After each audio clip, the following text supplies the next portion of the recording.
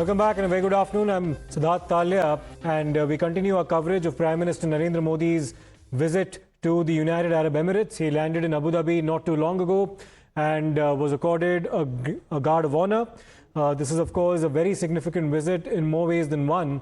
And it's happening in the backdrop of the crisis that we're witnessing in West Asia that has direct implications on India as well. What you're seeing on your screens are visuals of Prime Minister Narendra Modi's arrival and him being accorded a guard of honor there by security personnel in Abu Dhabi.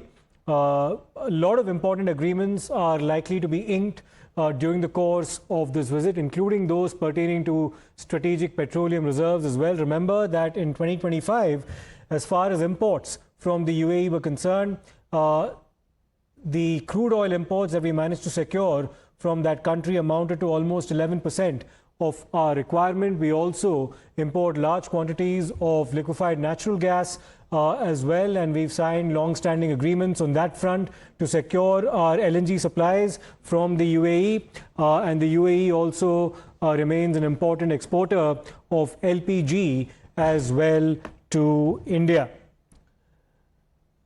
What you're currently witnessing are visuals, deferred visuals of the Prime Minister's arrival and his meeting with dignitaries.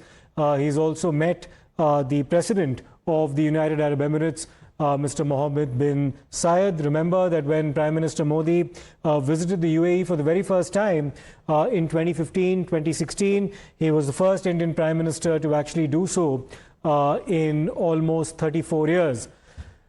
UAE is also, of course, host to a very large population of Indian diaspora, and their security, their safety, their welfare, their well-being is also topmost on the priorities of our Prime Minister during the course of this visit to the UAE as well. Now, UAE also happens to be India's third largest trading partner after the United States and China, and last year was very significant because that bilateral trade ended up crossing more than $100 billion in value as well. It's also the source of the fifth largest FDI in India in the year 2024-25, and it's also committed money to the tune of almost $75 billion in India's infrastructure sector as well. So this is a very multifaceted relationship that we've shared with the United Arab Emirates for a very long time indeed. And the Prime Minister, Mr. Narendra Modi, has also now put out a message on the social media platform X as well.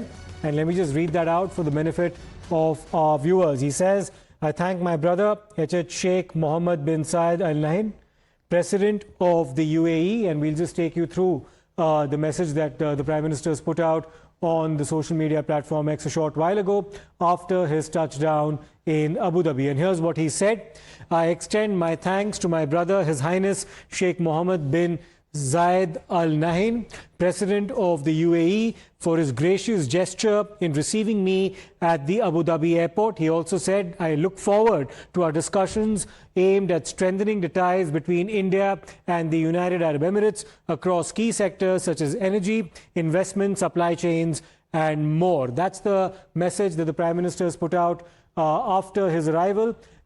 Let me go across to my colleague Srinjoy Chaudhary for more on this. Now, Srinjoy, this is not just happening in the backdrop of what's happening in West Asia in terms of the war involving the Gulf states as well as Iran and, of course, the United States too. But this is also happening in the backdrop of the UAE's own exit from OPEC as well. How will that have a direct bearing on our ties with the United Arab Emirates, including the flexibility and greater leverage and influence perhaps that we may now have in terms of our negotiations with UAE now that it's no longer part of an oil cartel?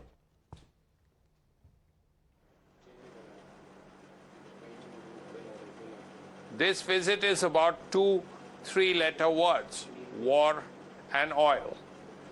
And as far as the war is concerned, this is a way of telling the UAE that, look, you are in the middle of a war, you faced certain attacks, there's been some damage to your cities, there's been some damage to your installations, but we are with you.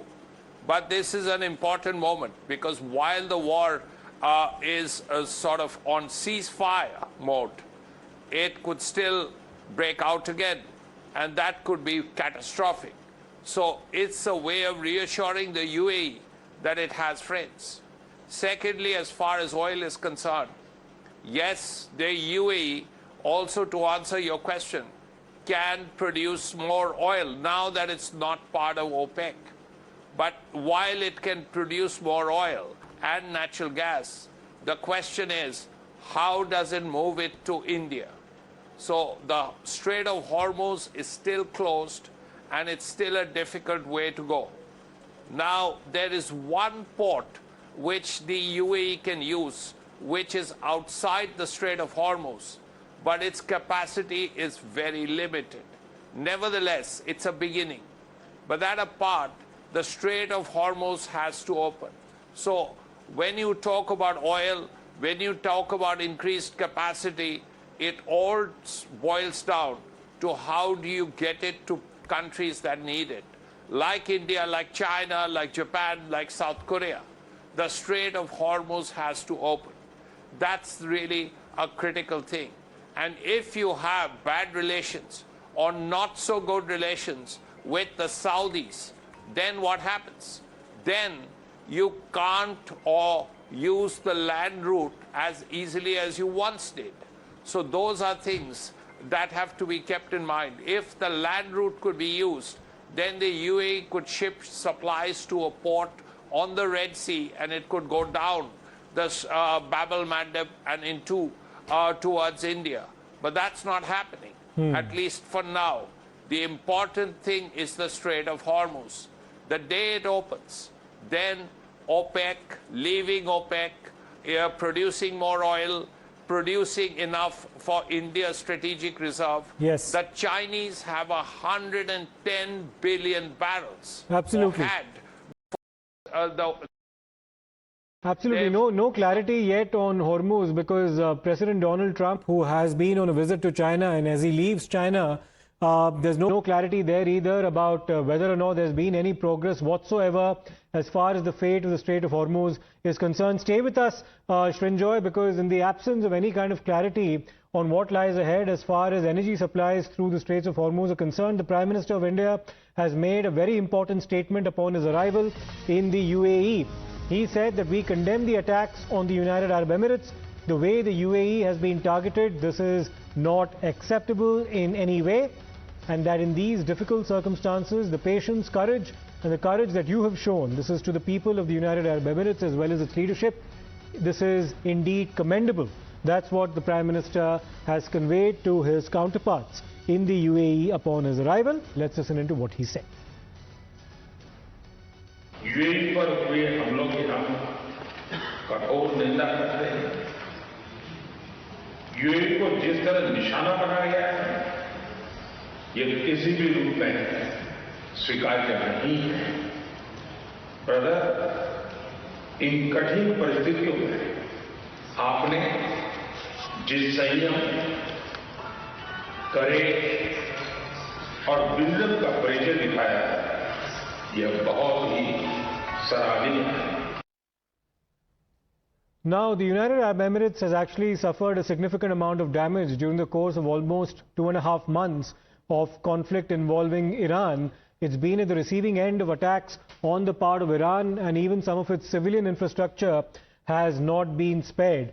Now, the Prime Minister did not specifically mention Iran in that condemnation, but he did say that he condemns the fact that these attacks have taken place on the UAE, and that the people of the United Arab Emirates have shown considerable courage, which is indeed quite commendable as well. So that is a very important gesture that's been made on the Prime Minister almost immediately upon his arrival in the UAE. We have some more breaking news now coming in, because there are lots of important agreements that are likely to be inked during the course of this visit. And there's an MOU that will, of course, be signed on strategic petroleum reserves between PSUs here in India and their counterparts in the UAE as well. This is a major economic boost as well. There's also agreement that will be signed on the supplies of LPG to India. So energy security of foremost concern and priority as far as this particular visit is concerned. Let me go across to Srinjoy Chaudhary once again for a perspective on this. Now, India already has 5.33 million metric tons of strategic petroleum reserves in 3 different locations in India. Srinjoy, tell us about the significance of this agreement that we've now decided to ink with the UAE pertaining to strategic reserves.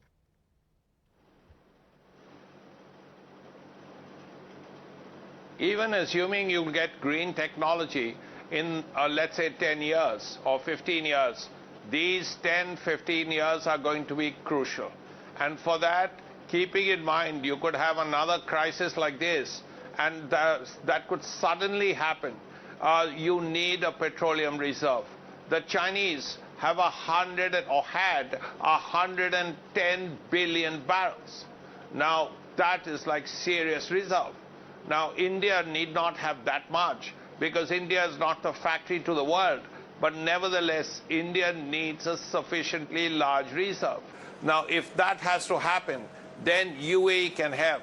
And if UAE has left OPEC, can produce as much as it can, and then when the Strait of Hormuz opens, can supply all of this to ensure that the strategic reserve is of a sufficient amount, keeping in mind 100 days, 150 days, or whatever it is, then India can breathe more easily. All right, let's see how the rest of the visit pans out. These 2 agreements, of course, going a long way in securing our energy needs. And of course, there's a lot more to come as the Prime Minister meets his counterparts there in the UAE. We'll take a short break. Thanks, Srinjoy, for your perspective. We'll come back with more on the other side.